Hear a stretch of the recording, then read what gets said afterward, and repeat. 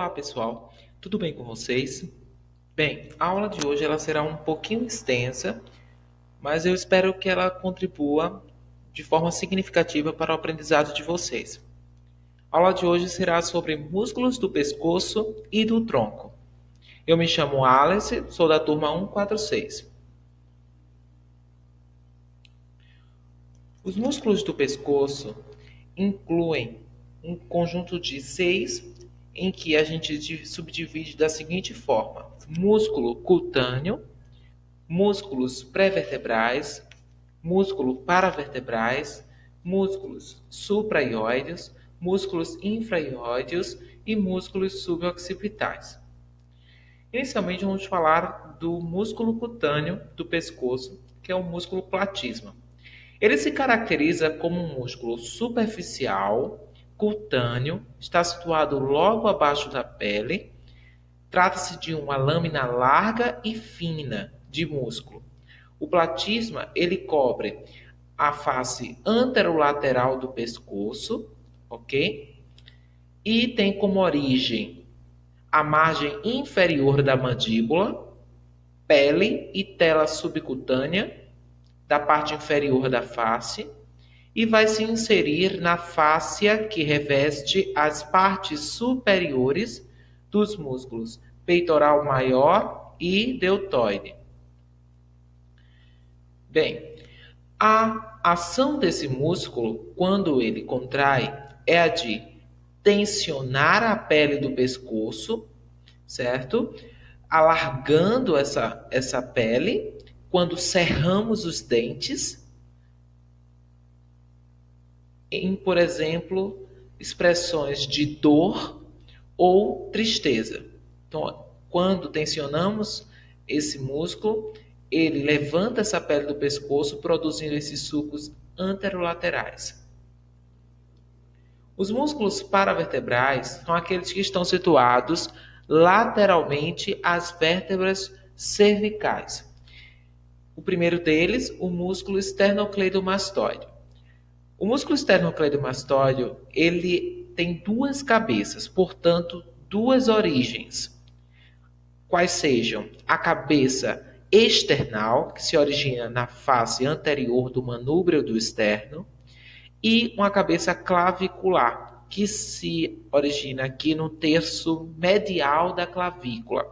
Essas cabeças se unem, entre elas há uma fossa supraclavicular menor, e a inserção deste músculo esternocleidomastoide será na face lateral do processo mastoide, do osso temporal, e vai se inserir também na metade lateral da linha nucal superior.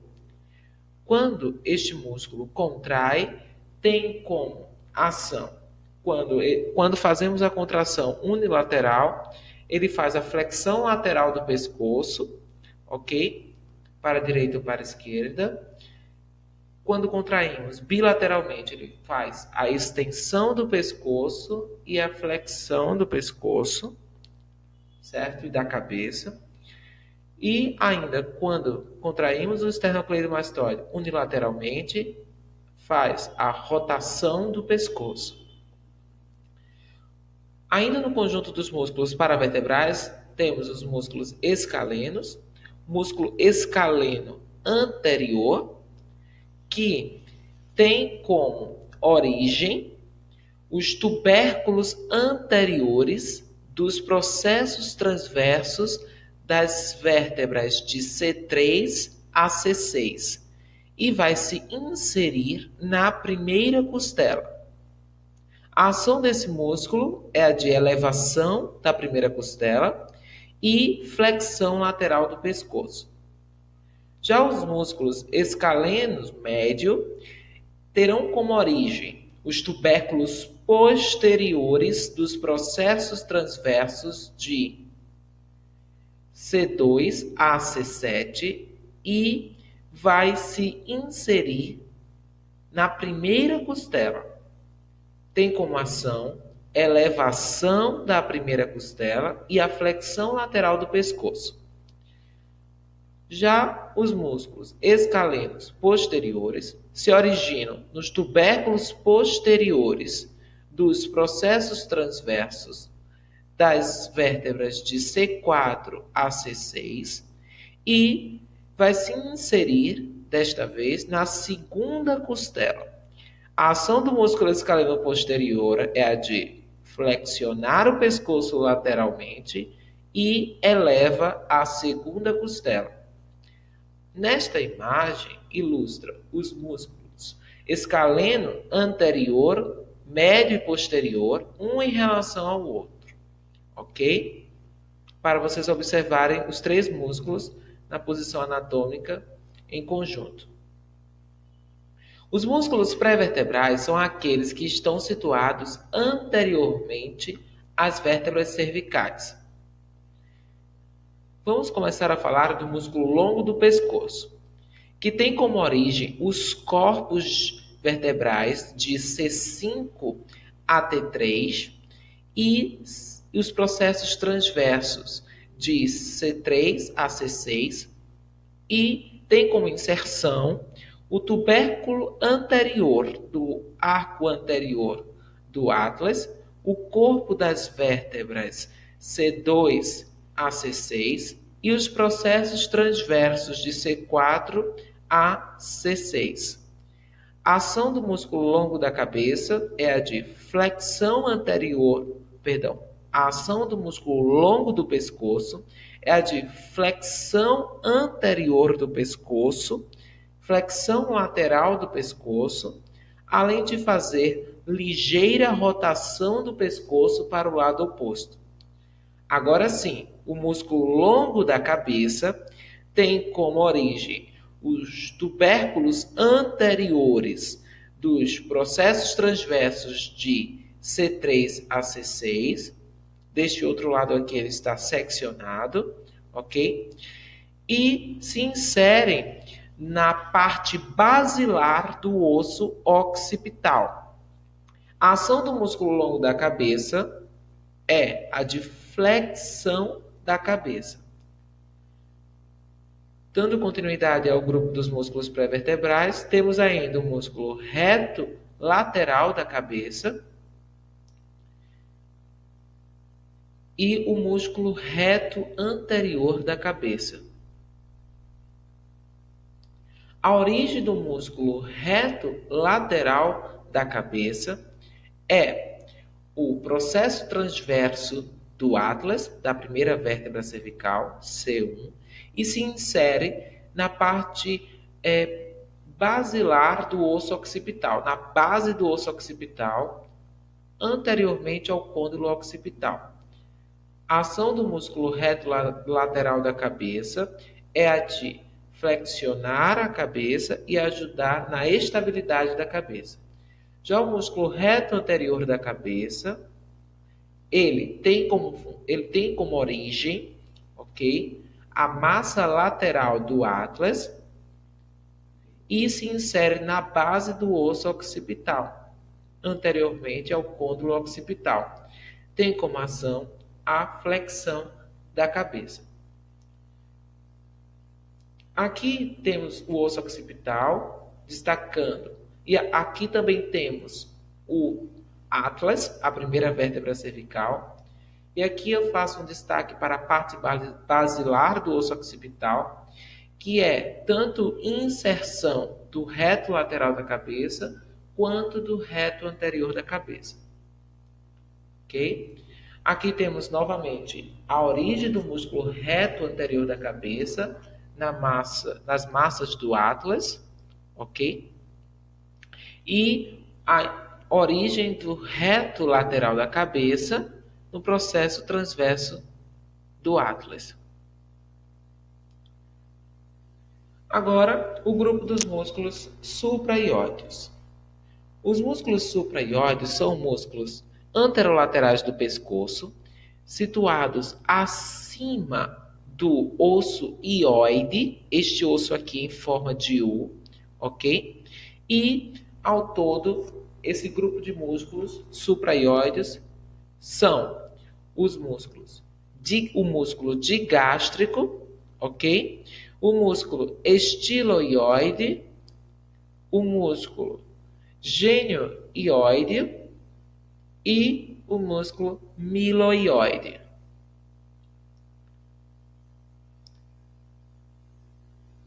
O osso hioide, ele é um osso do pescoço, desarticulado, e ele é mantido na sua posição anatômica no pescoço, sustentado através dos músculos supra e infraioide que se inserem neste osso.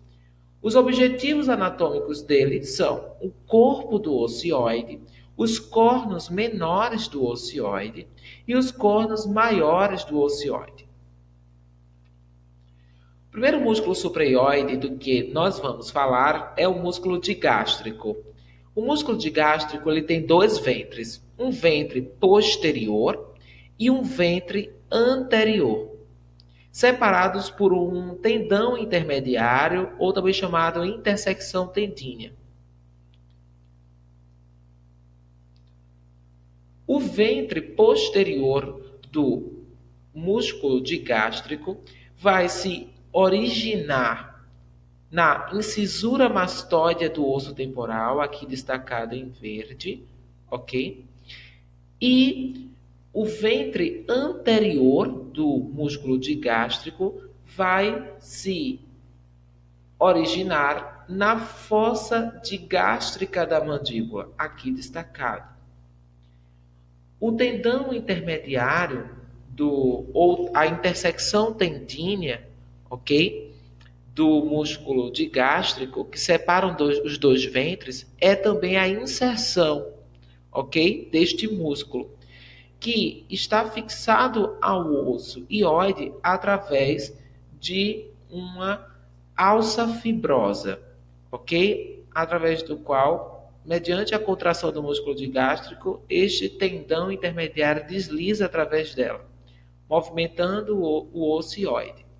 A ação do músculo digástrico é a de deprimir a mandíbula, elevar o ocioide e, além disso, estabiliza este osso durante a deglutição e fonação.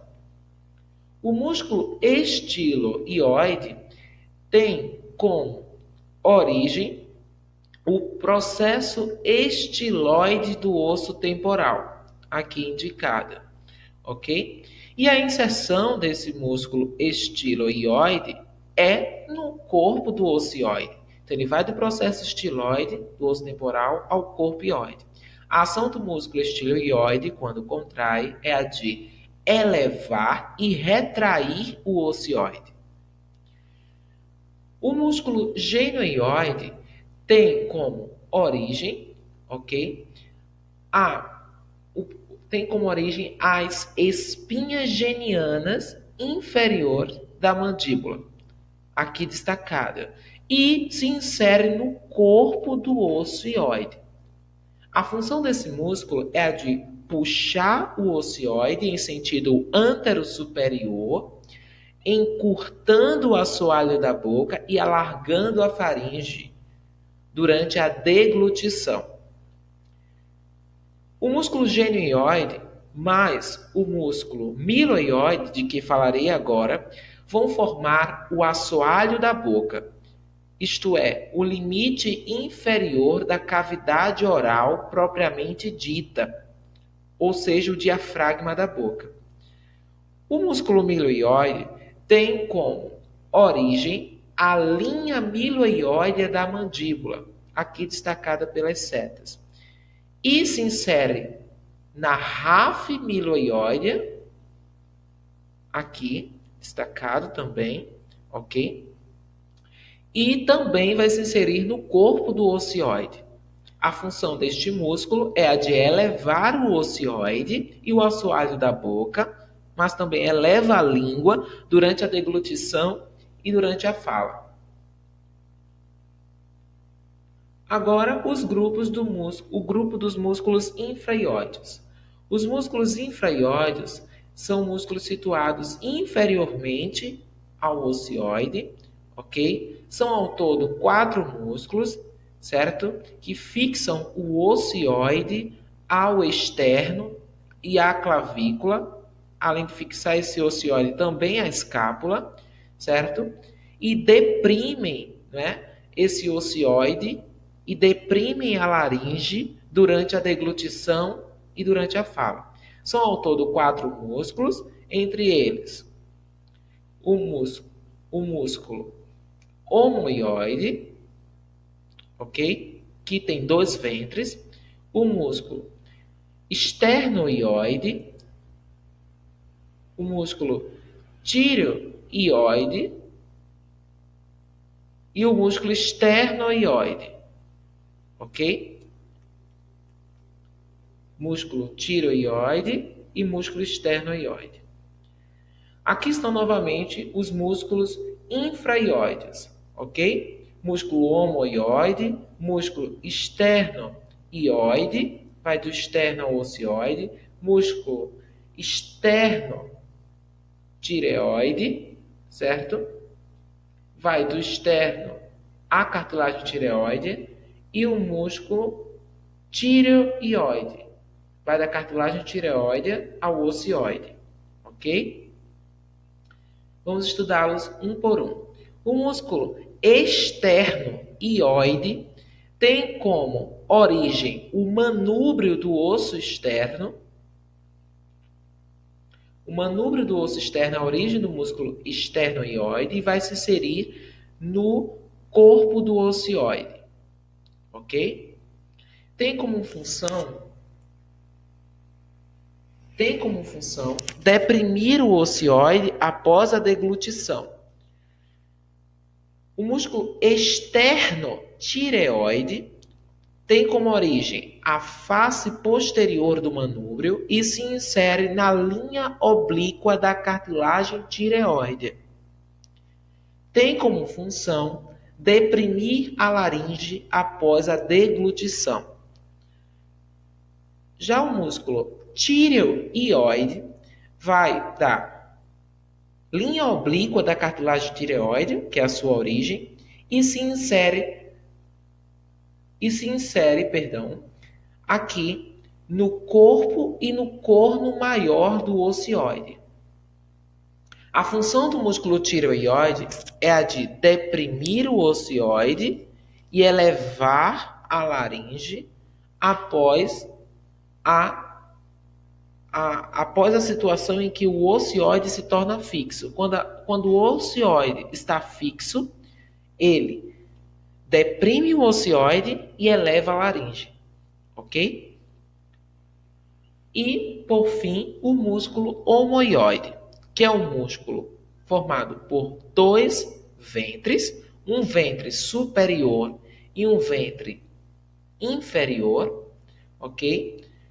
O músculo hioide tem os seus ventres unidos por uma intersecção tendínea ou um tendão intermediário, ok? A origem do músculo omoioide é a margem inferior do ocioide, ok? E vai se inserir na margem superior da escápula, próximo à incisura da escápula, aqui na margem superior. A função do músculo omoioide é a de deprimir, retrair e fixar o ocioide. Agora falaremos do grupo dos músculos suboccipitais para encerrarmos o conjunto dos músculos do pescoço. Os músculos suboccipitais estão aqui destacados nessa imagem, ok? E vamos falar um por um. Primeiro, aqui destacado em verde, são os músculos oblíquo superior da cabeça. O músculo oblíquo superior da cabeça tem como origem o processo transverso do Atlas, isto é, o processo transverso de C1, e se inserem, ok, no osso occipital entre as linhas nucais superior e inferior. A ação do músculo oblíquo superior da cabeça é a de extensão e inclinação lateral da cabeça.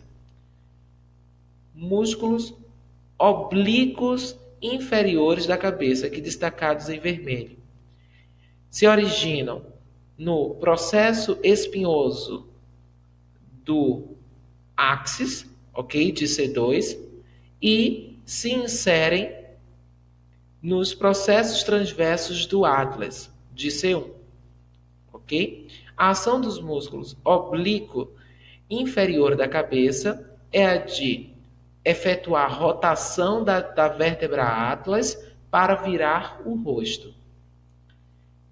Destacados em azul, temos os músculos reto posterior maior da cabeça. O músculo reto posterior da cabeça vai se originar no processo espinhoso da vértebra axis, C2, e vai se inserir na parte lateral da linha nucal superior. A função do músculo reto posterior maior da cabeça é a de fazer a extensão da cabeça, quando contrai bilateralmente, e a rotação para o mesmo lado, quando contrai unilateralmente. E, por fim, do conjunto dos músculos suboccipitais, temos ainda os músculos reto-posteriores menor da cabeça, aqui destacados em laranja. A origem desses músculos é o tubérculo posterior do arco posterior do atlas, de C1, não é? E a inserção desse músculo é a parte medial da linha nucal inferior. A ação do músculo reto posterior menor da cabeça é a de fazer a extensão da cabeça. Agora vamos para o conjunto dos músculos do tórax, que inclui o músculo diafragma, músculos intercostais externos, músculos intercostais internos, os músculos intercostais íntimos e os músculos paraesternais, que incluem músculos suboccipitais, músculo transverso do tórax, músculo serrátil posterior superior e músculo serrátil posterior inferior. Começaremos com o músculo diafragma. O músculo diafragma, ele é um músculo que apresenta 3 divisões, ok? Ele apresenta uma parte external, que se origina aqui no processo xifoide do osso externo, ou no apêndice xifoide. Tem a parte costal, que se origina na face interna da 7ª à 12ª costelas, e a parte lombar, ok? Que se origina nas 3 primeiras vértebras lombares e forma o pilar direito do diafragma e o pilar esquerdo do diafragma. As fibras de todas essas partes do músculo diafragma convergem para se inserir no centro tendíneo do diafragma, ok? Além disso, o diafragma tem uma hemicúpula diafragmática direita, uma hemicúpula diafragmática esquerda e ainda um forame para a passagem da veia cava inferior, o forame da veia cava, e um hiato esofágico para a passagem do esôfago. A função do músculo diafragma é que ele é o principal músculo da inspiração, ok? Agora falaremos dos músculos intercostais externos. Os músculos intercostais externos vão se iniciar nos tubérculos costais até as cartilagens costais, vão ter sentido supero-inferior, como vocês podem observar na posição dessas setas. Observe o sentido das fibras em direção supero-inferior e póstero-anterior.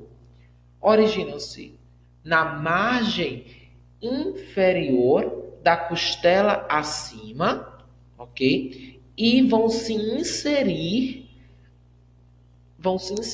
nesta margem superior da costela abaixo. Observe o sentido super inferior dessas fibras, certo? E esse músculo intercostal externo, esses músculos intercostais externos, terão como função a inspiração forçada. Eles vão atuar na inspiração forçada. Agora, os músculos intercostais externos também podem ser vistos nesta imagem, ok? Observe o sentido das setas, em sentido póstero-anterior, supero-inferior, ok? Esta é uma vista da parte interna da cavidade torácica, ok? Em que se pode ver as costelas e os músculos intercostais inseridos entre elas. E agora falaremos dos músculos intercostais internos. Esses músculos se iniciam nos ângulos costais e vão se inserir, se estendendo até o externo, ok? O sentido desses músculos, né, segundo a gente pode ver através dessas setas, é em sentido infero-superior. As fibras seguem em sentido infero-superior e em sentido póstero-anterior. Originam-se na margem superior da costela abaixo. Então, aqui temos os músculos intercostais externos. Internamente, temos aqui os músculos intercostais internos, que vão se originar na margem superior da costela abaixo e vão se inserir na margem inferior da costela acima. É o contrário dos músculos intercostais externos. O sentido das fibras em direção infero-superior, como vocês podem observar na indicação das setas, e a ação desse músculo, dos músculos intercostais internos, é a de atuar na expiração forçada. Os músculos intercostais íntimos têm a mesma função dos músculos intercostais internos, ok? Eles estão aqui, certo? Também se originam e se inserem da mesma forma que os músculos intercostais internos, portanto, se originam na margem superior da costela abaixo e se inserem na margem inferior da costela acima. E tem a mesma função, atuam na expiração forçada, ok? Tem a mesma função dos músculos intercostais internos, atuam na expiração forçada. Os músculos paraesternais. Vamos começar com os músculos subcostais. Os músculos subcostais são semelhantes aos músculos intercostais internos também, ok? Só que a diferença é que eles vão se originar e se inserir ultrapassando vários segmentos costais, ok? Aqui também vocês podem observar nessa imagem. Observe os músculos subcostais pulando uma costela, ultrapassando um segmento ou dois segmentos costais, quando se originam e se inserem entre as costelas, ok? A ação dos músculos subcostais é a de atuar na expiração forçada, assim como os músculos intercostais internos e os músculos intercostais íntimos.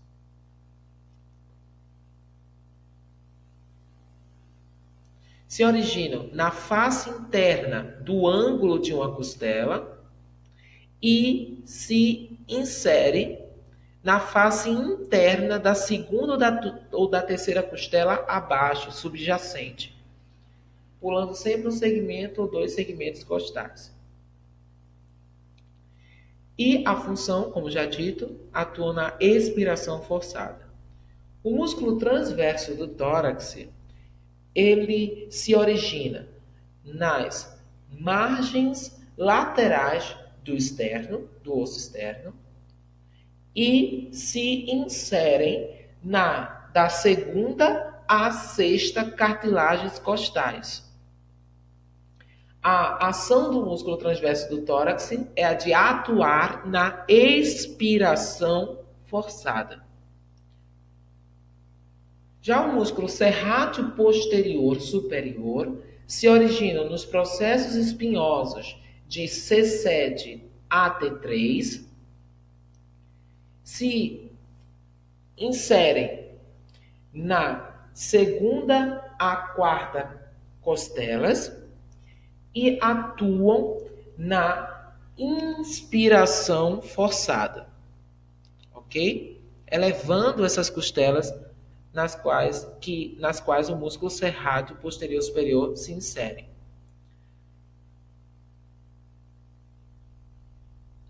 Já o músculo serrátil posterior inferior tem como origem os processos espinhosos de T11 a L2 e vão se inserir da oitava à 12ª costelas, ok? E atuam na expiração forçada. Se originam nos processos espinhosos das vértebras de T11 a L2, vão se inserir na oitava à 12ª costela e tem como função atuar na expiração forçada, abaixando essas costelas, ok? Aqui é importante destacar que os músculos da respiração, né, são os músculos do tórax, eles atuam movimentando essas costelas, certo? Os movimentos respiratórios de inspiração e expiração, elevando as costelas na inspiração e abaixando essas costelas na expiração. É um movimento comparado ao de alça de balde. Por isso, né, denominamos esse movimento de alça de balde. O de elevação, né, e depressão das costelas. Né, elevar e abaixar essas costelas. Os músculos abdominais anterolaterais, aqueles que formam a parede anterolateral do abdômen, incluem os músculos reto do abdômen, músculo piramidal, músculo oblíquo externo do abdômen, músculos oblíquo interno do abdômen, músculo transverso do abdômen e uma exceção aqui, o músculo quadrado lombar, que na verdade forma a parede posterior da cavidade abdominal. O músculo reto do abdômen, ele é um músculo poligástrico, certo? Formado por vários ventres, separados por intersecções tendinas ou tendões intermediários, ok? Aqui também vocês podem observar o músculo reto do abdômen, que deste lado aqui foi dissecado, ok? A origem do músculo reto do abdômen é o processo xifoide, o apêndice xifoide do externo e a quinta a sétima cartilagens costais. Se insere na sínfise púbica e na crista púbica, e a ação desse músculo é a de flexionar o tronco e comprimir, realizar a compressão das vísceras abdominais, mantendo-as na cavidade abdominal.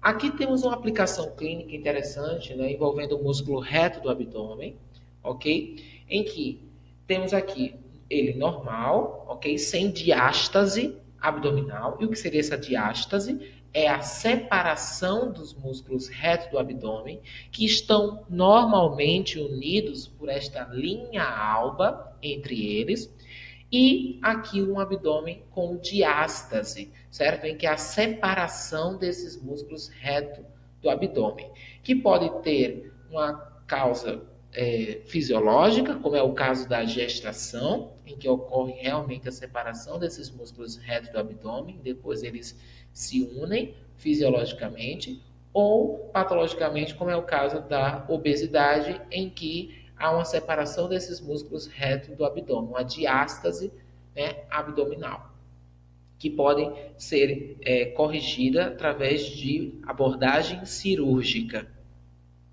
O músculo piramidal, esse músculo que vocês estão vendo aqui, também é um músculo da parede anterolateral do abdômen, certo? É um músculo que vai ter como origem o corpo do púbis, ok? E vai se inserir na linha alba, aquela da qual falamos há pouco. A ação desse músculo é a de pressionar a parede abdominal, contribuindo para manter as vísceras na cavidade abdominal. Agora os músculos oblíquo externo do abdômen. O músculo oblíquo externo do abdômen é esse que vocês estão vendo aqui, nesta dissecação. Ele está na primeira camada, ok? As fibras, elas vão ter sentido supero inferior, certo? Sentido oblíquo, supero inferior. Oblíquo externo, porque ele está na primeira camada, como falei, certo? Na dissecação. E os músculos oblíquo interno estarão logo abaixo, assim que a gente rebate e disseca o músculo oblíquo externo, abaixo deles está o músculo oblíquo interno do abdômen, cujas fibras vão ter sentido infero-superior, elas seguem trajeto oblíquo em sentido infero-superior, ok? E abaixo do músculo oblíquo interno, dissecando aqui o músculo oblíquo interno, já na terceira camada, temos o músculo transverso do abdômen, cujas fibras vão ter sentido transversal, ok? São músculos que também vão fazer a compressão da parede abdominal, mantendo as vísceras dentro da cavidade abdominal, ok? E aqui nesta imagem a gente tem um corte transverso, certo? Da parede anterolateral do abdômen, mostrando as três camadas. A primeira camada com o músculo oblíquo externo do abdômen, a segunda camada com o músculo oblíquo interno do abdômen e a terceira camada com o músculo transverso do abdômen. Observem a inserção deles aqui na aponeurose, certo? Do músculo oblíquo externo do abdômen, a aponeurose do músculo oblíquo interno do abdômen e a aponeurose do músculo transverso do abdômen, que vão envolver aqui os músculos retos do abdômen, ok? E entre os músculos retos do abdômen, observe a linha alba, ok? E basicamente isso, nesta imagem. O músculo quadrado lombar, esses que vocês estão vendo aqui, eles formam, como eu falei na introdução desta parte, a parede posterior do abdômen, ok? Eles vão se originar aqui na crista ilíaca, na parte posterior da crista ilíaca, e vão se inserir nos processos costiformes aqui das vértebras lombares e na 12ª costela. Ok? Como vocês também podem observar aqui o músculo quadrado lombar nesta outra dissecção. Os músculos próprios do dorso, né, são esses 7. Eles estão numa dissecação mais profunda do dorso, ok? E são eles o músculo eretor da espinha, que a gente consegue dividir em 3. Músculo longuíssimo, iliocostal e espinal. Músculo esplênio da cabeça e esplênio do pescoço, músculos intertransversários, músculos levantadores da costela, músculos interespinais do lombo, do tórax, do pescoço, os músculos multífidos do lombo, do tórax e do pescoço e os músculos rotadores curtos e longos. Vamos começar a falar do músculo eretor da espinha. O músculo eretor da espinha é este que está sendo aqui mostrado na imagem. Ele é formado por três, né, por 3 partes, ok? O músculo iliocostal, de lateral para medial. Músculo iliocostal, músculo longuíssimo, no caso aqui dessa porção, longuíssimo do tórax, certo? E o músculo espinal, também nesta porção, ele recebe essa especificação, músculo espinal do tórax, certo? São esses 3 músculos que vão compor o músculo eretor da espinha. A origem dos 3 é a mesma, na face posterior do osso sacro, nos processos espinhosos sacrais, crista ilíaca, ligamentos sacroilíacos e supraespinal. A inserção depende de qual porção desse músculo estamos nos referindo. No caso, a inserção do músculo espinal, que é o mais medial, certo? Ele se insere nos processos espinhosos das vértebras torácicas superiores e processos espinhosos das vértebras cervicais médias. A inserção do músculo longuíssimo é este aqui intermédio, certo? Na cor amarela. A inserção dele são os tubérculos e ângulos das costelas e processos transversos das vértebras torácicas. A inserção do músculo iliocostal, que é o lateral, né, o mais lateral, aqui destacado em vermelho, tem como inserção os ângulos das costelas inferiores e os processos transversos cervicais. A ação do músculo eretor da espinha, ele como um todo, os três juntos, ok? Quando contrai bilateralmente, estende a coluna vertebral e a cabeça. Por outro lado, quando eles contraem unilateralmente, inclina lateralmente a coluna vertebral e também a cabeça. Músculo esplênio da cabeça e esplênio do pescoço. O músculo esplênio da cabeça pode ser visto nessa dissecção aqui, destacada em vermelho, ok? E o músculo longo do pescoço é como se fosse uma continuação, certo? Do músculo longo da cabeça, como vocês podem observar nesta outra dissecação. A origem do músculo longo da cabeça, certo? E longo do pescoço vai ser a linha nucal e os processos espinhosos das vértebras de C7 a T6. Já a inserção do esplênio da cabeça difere da inserção do esplênio do pescoço.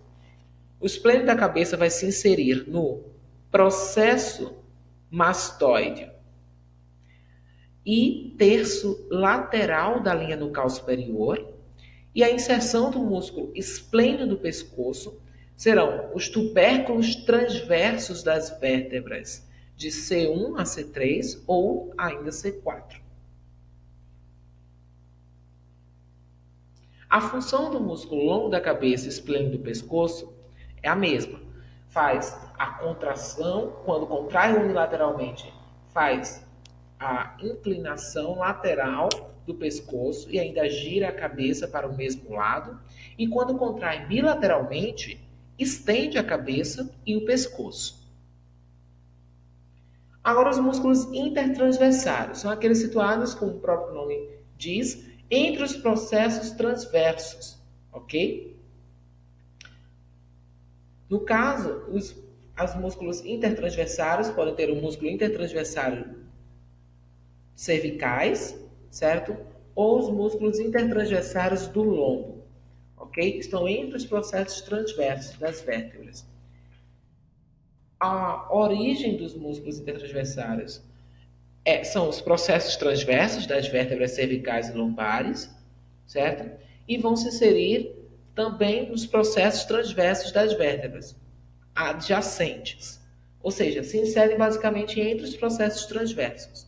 A função deles é a de ajudar na flexão lateral da coluna vertebral e, quando contraem bilateralmente, estabilizam a coluna vertebral. Os músculos levantadores da costela são esses que estão aqui destacados em verde. O próprio nome já especifica a função desses músculos. Levantam a costela para fazer aquele movimento de alça de balde, certo?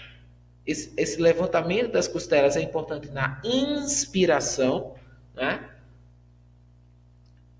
Aqui vocês podem observar os músculos intercostais, ou melhor, levantadores das costelas, certo? De forma aqui ampliada, ok? A origem dos músculos levantadores da costela são a extremidade dos processos transversos das vértebras de C7 a T1 e de T1 a T11, ok? Ou seja, se origina na extremidade dos processos transversos da última vértebra cervical, C7, e dos processos transversos de todas as vértebras torácicas, à exceção da T12, ok? E se inserem na costela entre o tubérculo da costela e o ângulo, ok? A função, como já dito antes, é a de elevar as costelas, auxiliando na respiração, certo? Ou seja, atuam mais especificamente fazendo a inspiração, elevando as costelas, e ajudam também na flexão lateral da coluna vertebral. Os músculos interespinais, do lombo, do tórax e do pescoço. Aqui estão ilustrados os músculos interespinais, cervicais, certo? Ou seja, do pescoço. E eles estão se originando e se inserindo entre os processos espinhosos. A origem, face superior dos processos espinhosos das vértebras cervicais, torácicas e lombares, e vão se inserir na face inferior dos processos espinhosos das vértebras superiores. Então, basicamente, vai se originar e se inserir entre os processos transversos. A ação desse músculo, quando contrai, é a de ajudar na extensão e rotação da coluna vertebral. Os músculos multífidos do lombo, do tórax e do pescoço, certo? São músculos que têm origem, a depender de qual porção, se trata. Se forem os multífidos do pescoço, terão origem nos processos articulares de C4 a C7, ok? Se forem os multífidos do tronco, a origem serão os processos transversos das vértebras torácicas, e os multífidos do lombo vão se originar na face posterior do sacro e espinha ilíaca, póstero superior, aponeurose do músculo eretor da espinha, que aqui foi dissecada, certo? Os ligamentos sacroilíacos, processos mamilares das vértebras lombares. A inserção dos músculos multífidos, tanto do pescoço quanto do tronco, ou mesmo do lombo, são os processos espinhosos das vértebras lombares, torácicas e cervicais. Os processos espinhosos das vértebras da coluna vertebral. É a inserção dos músculos multífidos. A ação deles é a de fazer a extensão da coluna vertebral, quando contraem bilateralmente, faz a inclinação da coluna vertebral, quando contrai unilateralmente, além de estabilizar as vértebras. Os músculos rotadores curtos e longos. Aqui estão representados os músculos rotadores longos e curtos, ok? Indicados pelas setas. Os músculos rotadores longos, que têm ambos como origem os processos transversos das vértebras, se inserem na junção da lâmina do arco vertebral com o processo espinhoso da vértebra. Ok? E a ação deles, além de estabilizar as vértebras, ajudam na extensão, certo? E nos movimentos de rotação, os movimentos giratórios da coluna vertebral. E os músculos tóraco-apendiculares. Os músculos tóraco-apendiculares podem ser aqui divididos em músculos anteriores, que são os músculos peitoral maior, peitoral menor, subclávio e serrátil anterior, ou ainda incluem os músculos posteriores, certo? Os músculos tóraco-apendiculares posteriores podem ser superficiais ou profundos.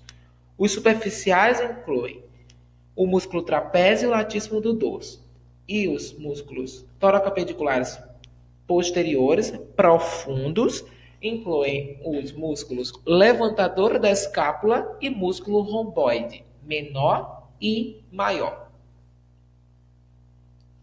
O músculo peitoral maior, ele é um músculo tóraco-apendicular, certo? Como já dito. E ele vai ter, como ele está aqui representado, ele vai ter 3 origens, ou seja, 3 partes.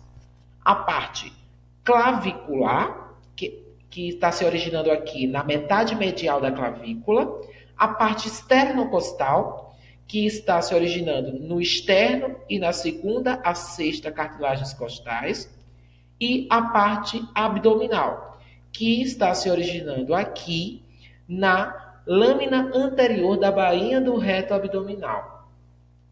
A inserção dessas três partes serão a crista do tubérculo maior do úmero, que está aqui representado. Aqui está o tubérculo maior do úmero e a crista do tubérculo maior, ok? Que é a inserção do músculo peitoral maior, crista do tubérculo maior do úmero, e as ações do músculo peitoral maior são adução, rotação medial do ombro, o músculo peitoral maior como um todo fazem esses dois movimentos, e a parte clavicular do músculo peitoral maior atua fazendo a flexão do ombro, e o músculo peitoral maior atua também auxiliando na respiração, porque ele vai se inserir aqui também, ele vai se originar aqui na segunda a sexta costelas, cartilagens costais, certo? Também auxilia na respiração. O músculo peitoral menor, ele está situado logo abaixo do músculo peitoral maior, que está aqui dissecado para que possamos visualizar o músculo peitoral menor, que tem origem na terceira a quinta costelas e vai se inserir no processo coracoide da escápula. A ação do músculo peitoral maior é a de estabilizar a escápula e tracionar a escápula para baixo. Músculo subclávio está aqui representado, destacado em verde, ok? Ele vai se originar na primeira costela e na sua cartilagem e vai se inserir na superfície inferior da clavícula, aqui no sulco do músculo subclávio, no sulco para o músculo subclávio. A ação do músculo subclávio é a de fixação da clavícula na articulação externoclavicular e, além disso, deprime a clavícula.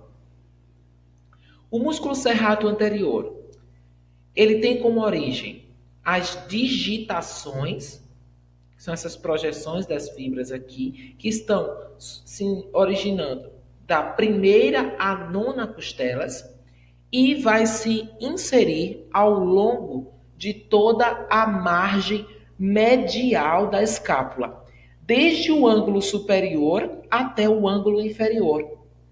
As ações do músculo serrátil anterior incluem a de tracionar a escápula para frente, pressionando a escápula contra o tórax, além de rodar a escápula lateralmente, certo? E isto acontece quando se elevamos o braço, né? Quando elevamos o braço, a gente rotaciona a escápula lateralmente. Além disso, o músculo serrátil anterior, pelas suas origens aqui, ó, da primeira à nona costela, ele também auxilia na respiração, sendo um músculo acessório da respiração. O músculo trapézio, ele já é um músculo posterior, superficial, como vocês estão observando nesta imagem, ok? Aqui deste lado foi dissecado e mantido só um dos lados, ok? Esse músculo trapézio tem algumas origens, tem três partes. Parte descendente, parte transversa, parte descendente, parte transversa e parte ascendente. A parte descendente do trapézio vai se originar no osso occipital, na linha nucal superior e na protuberância occipital externa e vai se inserir, na verdade, vai se originar ainda nos processos espinhosos de todas as vértebras cervicais e ligamento nucal, como vocês podem observar nesta imagem. A parte transversa do trapézio vai se originar nos processos espinhosos de T1 a T4. E a parte ascendente do músculo trapézio vai se originar nos processos espinhosos de T5 a T12. A inserção do músculo trapézio também vai ser de acordo com as partes. A parte descendente do músculo trapézio vai se inserir no terço lateral da clavícula, certo? A parte transversa do trapézio vai se inserir no acrômio da escápula e a parte ascendente vai se inserir na espinha da escápula. As ações também são de acordo com as partes. A parte descendente do músculo trapézio vai elevar a escápula e estender a cabeça, certo? Além de inclinar a cabeça para o mesmo lado e ainda rotacionar a cabeça para o lado oposto. A parte transversa traciona a escápula medialmente e a parte ascendente deprime, abaixa a escápula.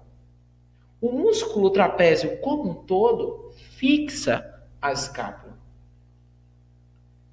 Próximo músculo posterior, superficial, será o músculo latíssimo do dorso, que está aqui indicado.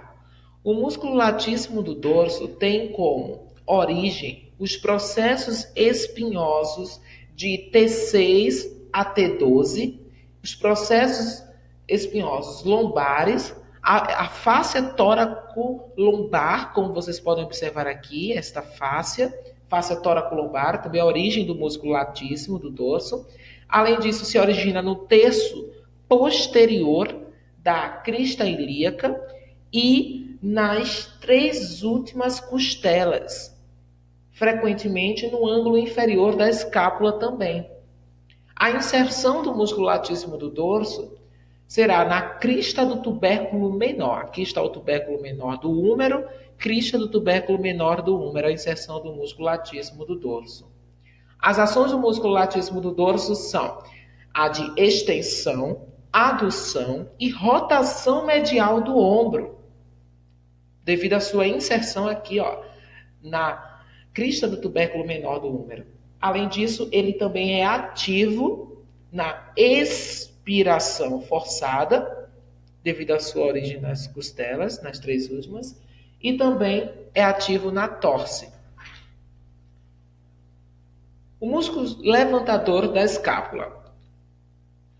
O músculo levantador da escápula, ele é um músculo que tem como origem, ele está aqui representado, mas fica melhor de vê-lo nesta imagem, destacado em verde.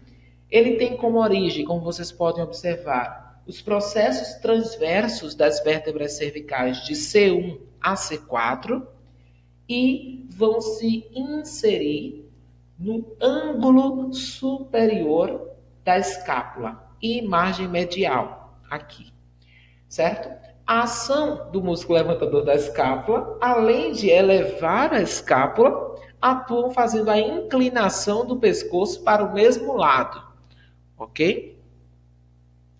O músculo romboide menor e maior. Aqui estão representados o músculo romboide menor, realmente é menor em comparação ao músculo romboide maior, certo? A origem, na verdade, do músculo romboide menor será os processos espinhosos de C6 a C7. Então, basicamente, vão se originar aqui nos processos espinhosos de C6 a C7 e vão se inserir, como vocês podem observar aqui, na margem medial da escápula, certo? Um pouquinho acima do nível da espinha da escápula.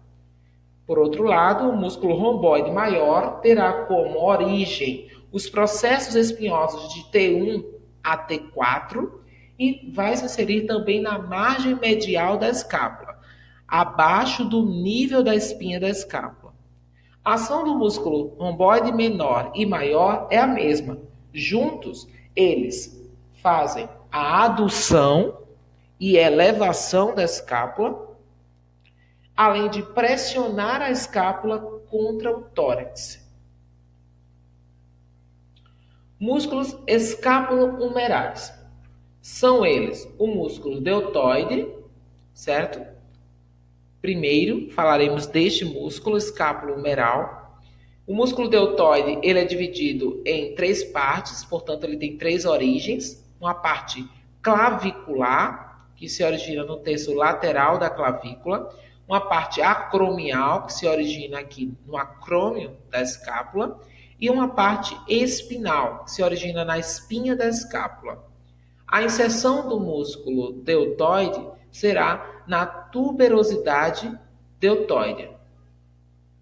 Ok? Aqui, na tuberosidade para o músculo deltoide.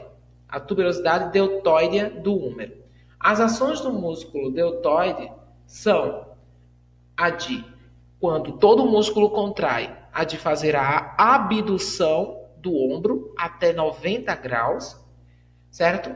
A parte clavicular faz a rotação medial e adução do ombro, ok? E a parte acromial faz a abdução. A parte espinal, certo? Faz a rotação lateral e adução do ombro.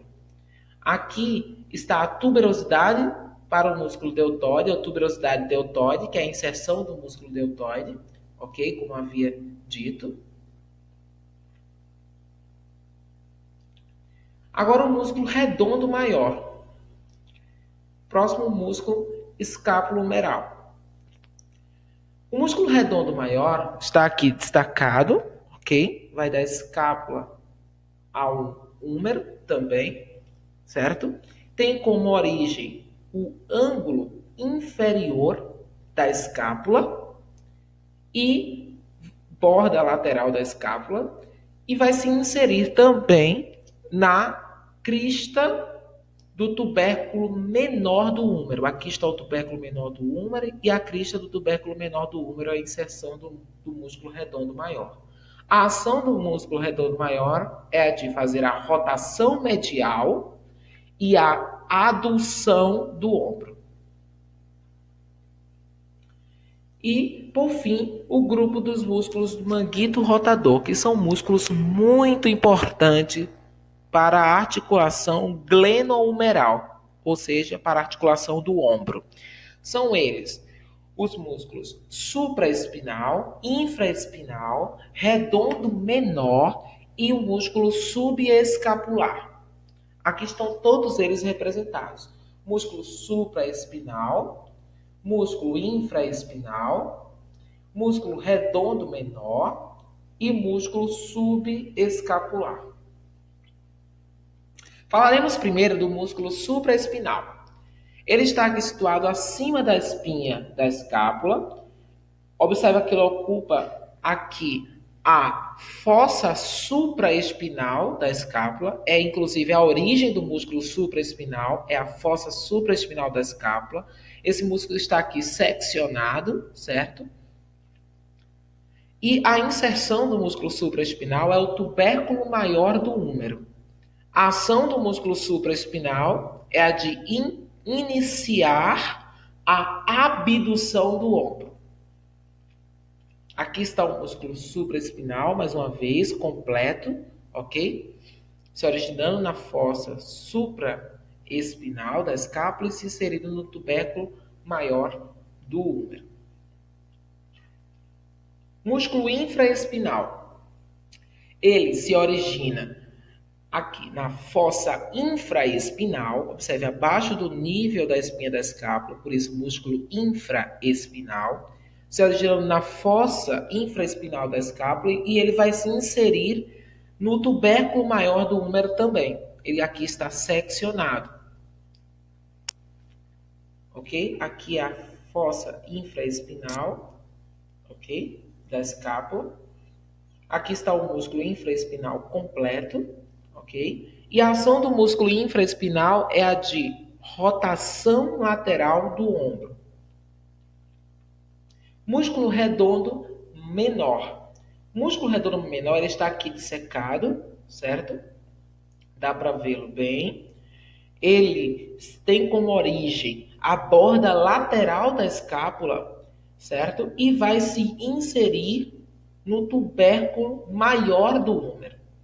tem como ação fazer a rotação lateral do ombro.